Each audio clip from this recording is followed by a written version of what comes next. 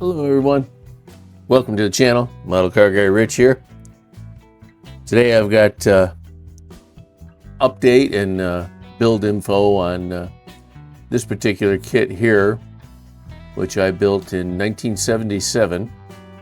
It started life out as a 1957 Chevy Nomad 124 scale, and then a couple weeks back I decided that I was going to build the 1955 Chevy Nomad model kit by AMT 125 scale. As I was doing the unboxing for the 125 kit, the 1955 Nomad, I remembered that I had this particular blue Nomad here in a box stored away somewhere for the last 30 or 40 years. And so I dug it out, and here's what I found.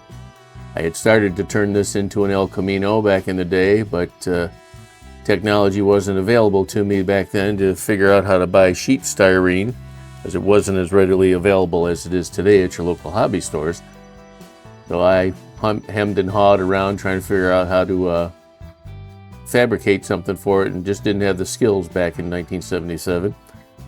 So as you see, it was a little dusty from sitting around, and eventually I'll get around to fixing it. There you'll see the 55 now with the new piece added into it. It was a bugger trying to fit that in nicely to make it look right. But I got it eventually. Worked around with some Mr. White putty on there to fill in the seams, and sanded it down a few times and wasn't happy, and painted it and wasn't happy, and took that paint off and sanded it down and got it right finally. You'll see a shot of it here at the end of this video on the final results.